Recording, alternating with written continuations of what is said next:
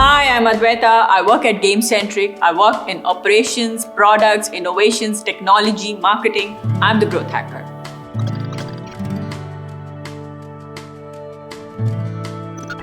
So in my opinion, the most significant challenges women face in the gaming industries are based on gender bias and stereotypes. Women are often seen through unfair stereotypes and question their abilities. The second thing is the harassment and discrimination. Many young female gamers face continuous online harassment while they're playing games. The underrepresentation of the women. Very few women hold leadership positions in the gaming industry, or they're featured as the game characters. Last but not the least, being a mother, I know it's very important to have a balanced life between your family and work, and this demanding industry makes balancing work quite difficult.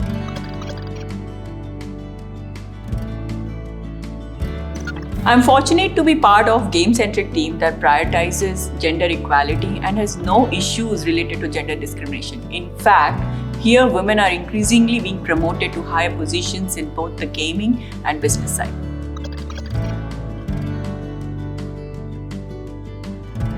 To address the issue of underrepresentation of women in gaming, I have got a long laundry list. In the workplace culture, in-game representation, and while they are playing games. Coming to the workplace culture, we have to implement mentorship, leadership training, and inclusive recruitment practices, which as GameCentric, we already do in our recruitments. And one of the most important, which I personally feel, is flexible work policies. Offer remote work and parental leave option to women who are working in the gaming setup.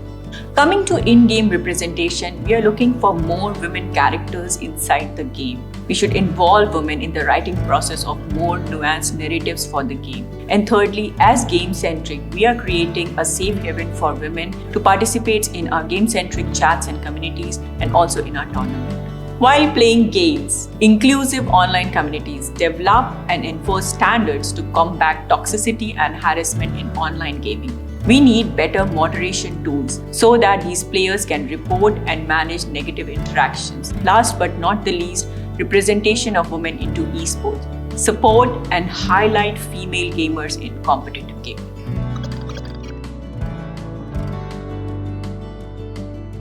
There are a couple of mentorship programs which are currently available for women in the gaming industry. The first one is Women in Games International. They offer a comprehensive mentorship program that connect the mentees to the industry professionals. The second one is Girls Makes Games Fellowship. They provide a summer fellowship for young girls, which include teaching, mentoring, and gaining industry experience. And the third one is Girls Who Code, the gaming track for the young girl gamer developers. Coming to the initiatives which support women in esports, one of the most popular one is Valorant Champions Tour Game Changers.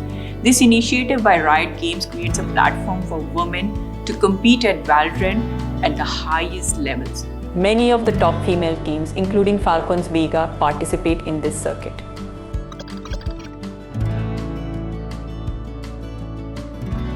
These mentorship programs actually provide women with guidance and support them navigate their careers. They give them skill development and expand their professional network.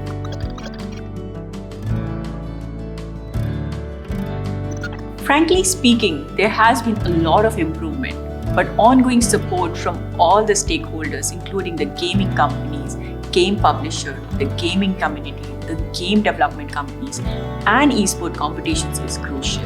These challenges underscore the need for advocacy, supportive communities, and systemic changes within the gaming industry to create a more inclusive and respectful environment for female gamers.